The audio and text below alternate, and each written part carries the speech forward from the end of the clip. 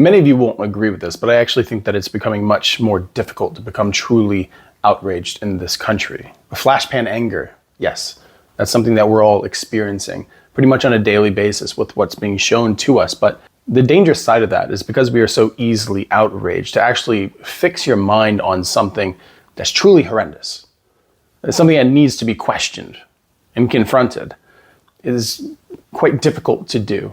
And that's just because of the way that we interact with the media that's out there. But what if the most dangerous thing that we can do is truly look at something, not just look at what's shown to us, but look at what it truly reveals? Billions of dollars to mental health and the homeless population. A lot of them don't want to take the programs. A lot of them don't want to get the help that is necessary. You can't give them a choice. Either you take the resources that we're going to give you, or you decide that you're going to be locked up in jail. That's the way it has to be now. Or involuntary lethal injection or something. Just kill them. Yeah, Brian, why did it have to get to this point? Right. I would say this. We're not voting for the right people. In North Carolina, wake up. You might have already seen this clip, and it's quite easy to see why it can be so truly offensive. But the outrage is the point. The outrage is the distraction. The true horror of it isn't actually the words themselves. It's the silence that surrounds it. The silence that allows such words to be spoken, if you listen carefully, isn't silent at all. It's just a quiet consent. If we break down the mechanics of the moments, the words are truly shocking. Involuntary lethal injection, just lock them up. It isn't truly grand theatrical villainy. It is the banal comment, the simple shrug of the shoulders, as if this is just the way that it is now. This is the moment that we're in. This is reality. This is acceptable. But in the admission of that kind of acceptability, it's the abject denial of basic humanity.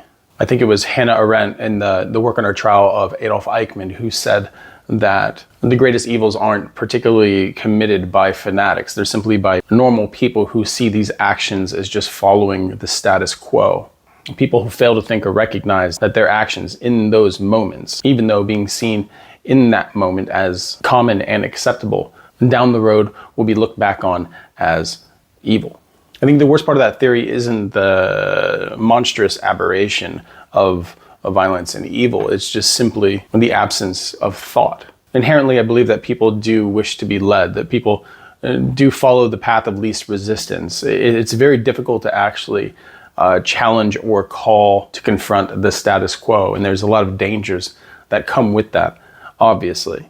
And though I think in our society we're used to grand spectacle conveying some kind of meaning, the fact is the mundane actions of evil throughout the world are usually committed by normal people. Right? Not by people that you voted for, not by people who've been placed in positions of high office, not by celebrities, but by the average person who believes that their actions are being granted on the consent of the people because it's just the way that it is in this moment. There's just no point to repeat a phrase or accept a solution without any kind of introspective questioning of that solution. The system in which this symptom already exists is a system in which homeless people have already been deprived of their humanity because it just puts them in a state of it is what it is, the simple shoulder shrug. They're not just people who are experiencing homelessness, they are the homeless, a monolith, a problem, an inconvenience, and something that should not be seen. Or in this case, something that should be disposed of. This isn't anything new. This is something that goes back throughout history. The dehumanization and the villainization of the poor, of those who are impoverished. People on the fringes of society being seen as villains or madmen or drunkards or deviants, undesirables of all kinds that should be shuffled away from society, a kind of social cleansing. And that's exactly what this calls to do, a social cleansing, removing those which we've deemed a problem, those who we don't want to see anymore, have them gotten rid of. If we can't put them in jail, just give them a lethal injection. What a strange thing to say. What a strange line of logic to be said in such simplicity and in such a normal tone, without any immediate hint of self-recognition of a moral evil in which you've just suggested. You've just suggested the elimination of millions of people. People who are either homeless or struggling to be housed. In a calm and boring tone, you don't plead for any kind of solution. The solution which you give is one of madness. I'm a Christian, and I don't see how this can be called a Christian country anymore. For a long time, of course, it's not been a Christian country. But for the side that says that they wish this to be a Christian nation once again, if the answer found within Christianity is to cleanse the poor from the earth by way of jailing them or by fully eliminating them, then how far have you gone from the message of Jesus Christ? How far? What a failure you have become. And what a failure of those who quietly consent to this by keeping their silence, simply because it's their team. It's the banal delivery. It's just the status quo. It's just where we're at. This just is what it is. The tone in itself is a political maneuver. I believe that the way in which a nation deals with its poor really reflects highly on not just its character, but a nation's soul. And if the nation contemplates the eradication of a segment of its entire population, then that soul is poisoned. That's all that you can say. Homeless people aren't a blight. They're not an infection on the political body. They're people, they're citizens, they're mothers, they're fathers, they're children, they're grandchildren or grandparents. They're people with value who've fallen through the cracks. And of course, mental illness, alcoholism, drug abuse, these are things that are rife in that community. But find me any community that hasn't been thrown into deep depression, that doesn't see its own social ills amplified in that population. But the answer isn't just to eradicate it, because at what point does that stop? When you see that the solution to make this country safe, the solution to make this country more desirable is the eradication of those that you deem a problem, you know who you parallel in history. You know who you do, and I don't even have to say it. You can't put it any other way than this is abject evil. This line of thinking and questioning, because you've already deemed them of not having any worth of life. I mean, these days an excuse that we just call it a cleanup, or you call it a beautification of an area.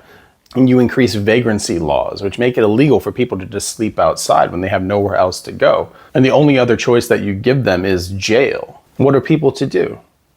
People without hope or any kind of structural support are given no support, simply a needle. The irony is that any individual who mentions such a solution themselves should be deemed undesirable within that nation, or at least within the body politic, because such sentiments are just cancerous to the body politic. When a public figure suggests this kind of abominable behavior, even in a gentle tone, by putting it out there, it is an act of social cleansing, because you put the concept of murder as a viable solution to the problem. And this confirms to many people what they consider to be an ancient truth, which is that some lives are just worth more than others. And the fact that a population actually agrees that this might be an acceptable solution means that we agree with the premise if it is actually carried out. We build societies that aren't meant for people to exist. We build societies that make it impossible to exist without money, without some kind of digital or social currency. You cannot exist in this nation. The majority of people in this nation are so close to homelessness, and now that carries a death sentence. What does that tell the average American person who is struggling? That take no risk, always seek safety. Because by questioning the system and challenging yourself to see if you can do better, you put your life at risk, not just financially, but literally, you put your life at risk. You put yourself at risk of becoming an undesirable. You put yourself at risk of losing your life. We criminalize public sleeping. We criminalize loitering. We criminalize feeding the poor. The system doesn't say, just kill them. It just says, you cannot exist here. But this slow bureaucratic system of dispossession puts people in the position where they are slowly realizing that they cannot exist here, that this place is not for them. And if so, where can they go?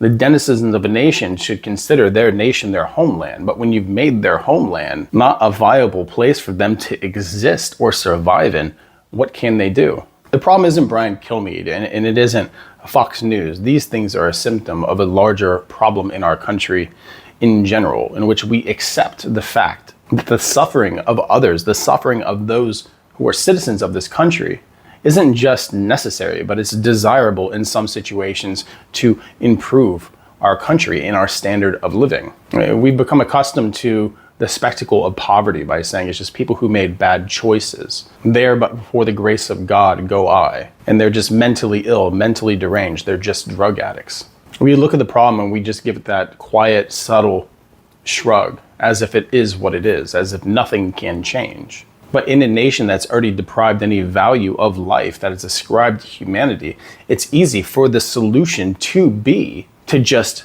do away with them. I think that we as Americans need to refuse the moral off-ramps that let us live our lives without actually confronting the problems of poverty and homelessness in this country. To think that it's not just something that can be easily evaded by turning our heads. I think we actually need to look at that problem and humanize it by seeing our own reflection in the face of those who are struggling. It's called empathy.